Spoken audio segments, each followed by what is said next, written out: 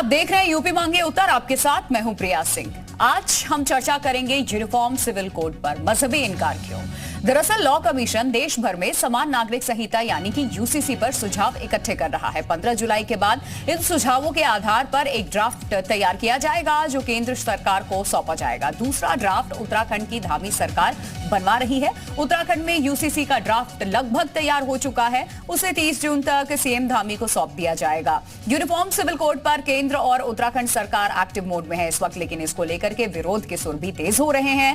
Congress, Samajwadi party हो या फिर मुस्लिम संगठन जमीयत उलेमाए हिंद और all India Muslim personal law board, UCC का विरोध करने वाले एक आवाज में ये कह रहे हैं कि भारत विविधता वाला देश है, यहां एक कानून लागू नहीं किया जा सकता। तो आज खास पैनल से चर्चा करेंगे, जानेंगे कि आखिर यूनिफॉर्म सिविल कोड पर मजहबी रोड़े क्यों लगाए जा रहे हैं। लेकिन उससे पहले एक रिपोर्ट भी आपको दिखाते हैं।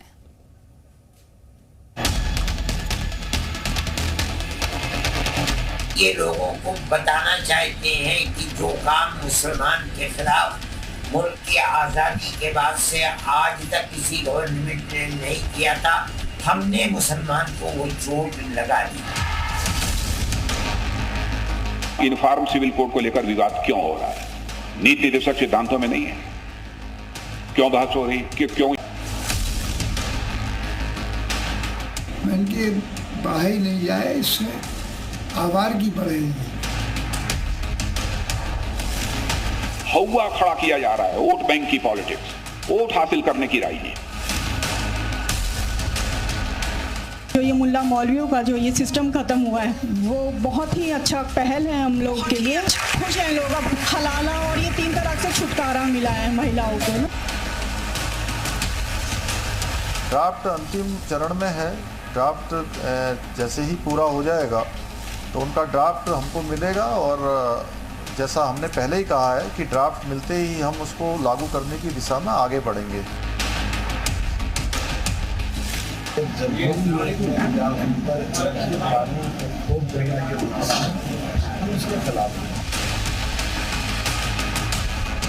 कभी कभी कुछ विदेशी ताकतें भी आगे बढ़ते हुए देश को कमजोर करने के लिए कुछ इस प्रकार की नापाक हरकतें उनके द्वारा भी की जाती हैं। यूनिफॉर्म सिविल कोड में उनको ऐसे लग रहा है कि सिर्फ मुसलमानों को तकलीफ होगी और इसीलिए ला रहे हैं। ठीक है, उनकी बात हम तो सपोर्ट करेंगे, लेकिन हिंदुओं को भी क्या तकलीफ होगी कि नहीं होगी, सबके सामने खुलेआम रखो ना आपका। पूरी दुनिया के किसी भी प्रगतिशील देश को देखिए, सभी देशों में एक ही कानून, एक ही विधान, एक ही संविधान होता है। तो पूरे देश के लोगों के लिए कानून एक ही होना चाहिए। देश के अंदर आप यूनिफॉर्म सिविल कोड लाना चाहते हैं, यूनिफॉर्म सिविल कोड कैसे बनेगा? फिर तो स्टेट सिविल कोड होगा वो। अनफेटर्ड फंडामेंटल राइट है और हम किसी भी हाल में इन चीजों को खोने को तैयार नहीं है, इसीलिए हम यूसीसी के खिलाफ हैं।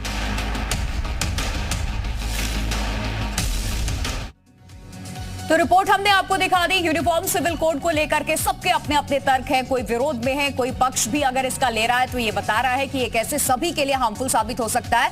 अब कुछ आपको डिटेल्स भी दिखाते हैं यूनिफॉर्म सिविल कोड को लेकर के कि किस तरीके से यूनिफॉर्म सिविल कोड को सरकार लागू करने के मूड में नजर आ रही है। लेकिन सिविल कोड पर संग्राम क्यों है? समर्थन, एक देश एक विधान जरूरी है। विरोध क्या है? धार्मिक विविधता खत्म हो जाएगी अगर इसको लागू किया गया।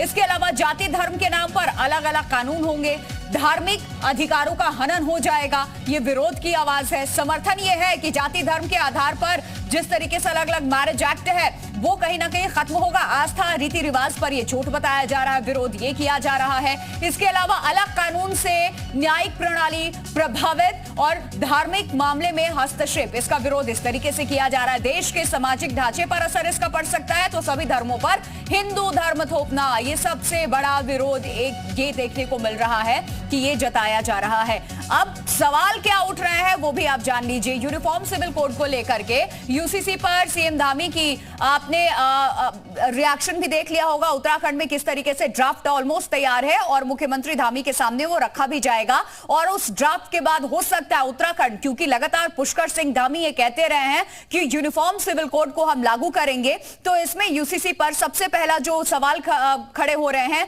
ड्राफ्ट अंतिम चरण में अब उत्तराखंड में और इसको अब लागू किया जा सकता है जल्द से जल्द उत्तराखंड में। केंद्र की सरकार भी यहां पर लगातार एक्टिव नजर आ रही है, तो क्या अब इसको पूरे देश भर में लागू किया जाएगा? सवाल उत्तराखंड झांकी, पूरा देश बाकी है क्या?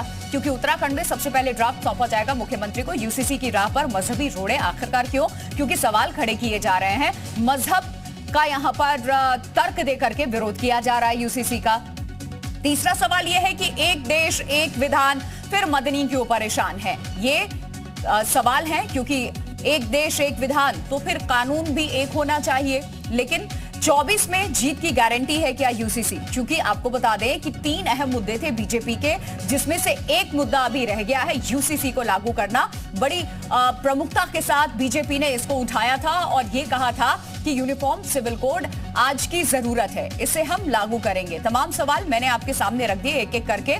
तो अब यूनिफॉर्म सिविल कोड किस तरीके से अब चर्चा का विषय बना हुआ है और कैसे यहां पर सरकार, ऑपोजिशन अपनी अपनी बातों को सामने रख रही हैं, इस चर्चा में भी हम यही जानेंगे। खास पैनल हमारे साथ जुड़ चुका है, परिचय आपका करा देती हूं। वीरेंद्र बिष्ट है, प्रवक्ता है बीजेपी के, मथुरा दत्त जोशी हैं कांग्रेस के प्रवक्ता, मोहम्मद अतीक नेता है मुस्लिम लीग से, और एपी सिंह है संविधान विशेषज्ञ। क्योंकि यह भी हवाला दिया जा रहा है कि फिर तो ऐसे संविधान ही खत्म कर दिया जाएगा, वैल्यू नहीं रह जाएगी, इस तरीके की बातें भी सामने आ रही है। सबसे पहले वीरेंद्र बिष्ट जी, मैं आपका कर रही हूं, 2024 से पहले सरकार क्या निर्णय ले लेगी यूनिफॉर्म सिविल कोड को लेकर के? लागू करेंगे आप?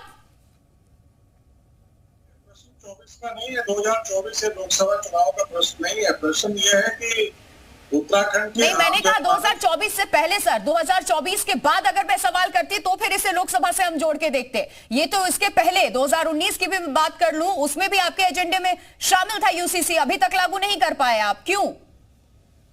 हम यही आपसे कह रहे हैं कि समान नागरिक संहिता यूसीसी लागू करना कोई ऐसा बच्चों का खेल नहीं कि आज हमने घोषणा कर दी, आज ही हम इसको लागू करेंगे। इसके लिए सरकार ने प्रॉपर रूप से, व्यवस्थित रूप से इसकी संरचना तैयार करी, एक कमेटी बनाई और कमेटी से कहा कि पूरा उत्तराखंड में आप प्रबुद्धजनों से, अल्पसंख्यक वर्ग के समाजों से, सभी जातीय धर्म के लोगों से मिले, वर्कशॉप करें, सेमिनार करें, बैठकें करें और लोगों से इसमें राय मशवरा करें, लोगों की राय लें। हमने लोगों से व्हाट्सएप के माध्यम से, ईमेल और वेबसाइट के माध्यम से भी लोगों से जो है राय मांगी है सरकार ने। ये रायों का संकलन हो गया। मुख्यमंत्री जी ने, पुष्कर सिंह धामी जी ने स्पष्ट रूप से कहा है कि 30 जून आने वाली है, ये ड्राफ्ट तैयार हो जाएगा और वो सरकार को सौंप देगी कमेटी। इसका अध्ययन करने के बाद हम इसको लागू करने के दिशा में आगे बढ़ेंगे। ठीक है, मथुरा, जहां तक आपका संशय है कि हम इसको 2024 तक लागू कर पाएंगे, नहीं कर पाएंगे, मैं विश्वास के साथ कहना चाहता हूं हमारे मुख्यमंत्री पुष्कर सिंह धामी जी का दृढ़ इच्छा शक्ति और दृढ़ संकल्प है कि राष्ट्र हित में, राज्य हित में, व्यापक जनहित में हम जो है यूसीसी लेकर आ रहे हैं। इसका हम गठन करेंगे और इसका पूरे देश के अन्य राज्य भी अनुसरण करेंगे, ऐसा हम सभी वर्ग और समाज। ठीक है सर। मथुरा दत्त जोशी जी, कांग्रेस का क्या स्टैंड है यूसीसी को लेकर? अगर आप लोग विरोध कर रहे हैं तो किन वजहों से कर रहे हैं, ये भी सामने रखिए। देखिए, पहली बात यह है कि कांग्रेस का विरोध का सवाल पैदा नहीं होता है। कांग्रेस, ये बीजेपी का अपना एजेंडा है, इनकी पार्टी का एजेंडा है और ये आज से नहीं है, 1936 से लगातार कह रहे हैं। अगर आपको याद हो या आप लोगों ने इतिहास थोड़ा सा देख लीजिएगा पीछे जाके, 1936 में जब विभिन्न प्रांतों में हिंदू महासभा ने मुस्लिम लीग के साथ जब सरकारें बनाई थी, चाहे बंगाल में बनाई, पूर्वी बंगाल में, चाहे तत्कालीन आप माने कि पाकिस्तान जो आज का है उसमें बनाई, तो ये तो भाजपा का अपना एजेंडा। एक बात। दूसरी बात यह है कि हम ये जानना चाह रहे हैं कि भाजपा का कि क्या मंशा है, सरकार क्या चाहती है। आप उत्तराखंड में ला रहे हैं तो ये तो फिर स्टेट यूनिफॉर्म कोड कहलाएगा, ये तो आपका यूनिवर्सल कैसे कहलाओगे आप इसको? आप कैसे कह सकते हो कि ये ऑल इंडिया का कोड बन रहा? आप तो उत्तराखंड में ला रहे हैं, उत्तराखंड में आपका कोड आ रहा तो राज्य का कानून होगा। एक बात। दूसरी बात, एक तरफ यही भाजपा कहती है एक देश एक संविधान एक विधान। भाई संविधान क्या इस देश में दो काम कर रहे हैं क्या? एक ही संविधान तो काम कर रहा है।